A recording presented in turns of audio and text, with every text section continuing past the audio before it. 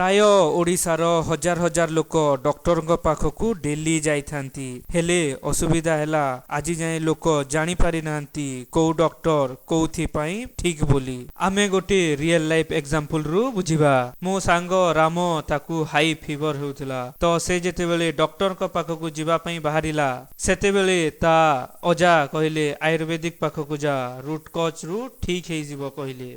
आउ ता बापा कहले जा होमियोपैथिक डॉक्टर को देखे देबू साइड इफेक्ट नहीं।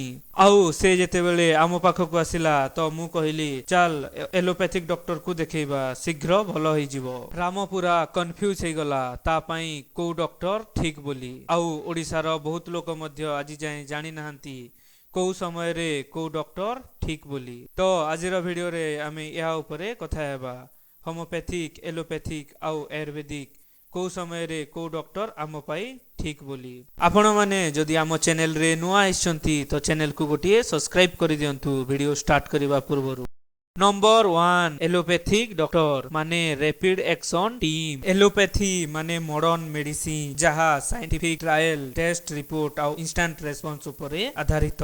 एई सिस्टम रो मेन टारगेट हैला सिम्पटम को कंट्रोल करिबा लाइफ को प्रोटेक्ट करिबा बॉडी रे बैक्टीरिया ओ वायरस रो अटैक को तुरंत रोकिबा। जेते बेले इमरजेंसी आसी थाए हाई फीवर सडन बढ़िबा किंबा इन्फेक्शन हेबा डेंगू मलेरिया हार्ट अटैक एई सब सिचुएशन रे बॉडी को टाइम दिया जिबा पॉसिबल नुहे। तेनु एलोपैथिक डॉक्टर पाखकू जाई आमे देखैबा कथा। आउ एलोपैथिक फास्ट आउ एग्रेसिव ट्रीटमेंट करि थाए। होमियोपैथिक डॉक्टर बॉडी इंटेलिजेंस आउ वाइब्रेशनल रेस्पॉन्स। होमियोपैथिक रे धारणा किंतु यूनिक। एई सिस्टम कहे बॉडी ऑलरेडी इंटेलिजेंस अछि किंतु स्ट्रेस इन्फेक्शन इमोशन फूड सब इंटेलिजेंस को वीक करे दिए। होमियोपैथिक मेडिसिन बॉडी रो इम्यून सिस्टम को सिग्नल दिए आउ फाइट बैक करिबा ए मेडिसिन हेल्प करि थाए। ए मेडिसिन डाइल्यूटेड थाए तेनु साइड इफेक्ट बहुत कम चांस थाए। होमियोपैथिक सेते बेले बेस्ट जेते बेले allergic skin problem hormonal imbalance किंबा स्लो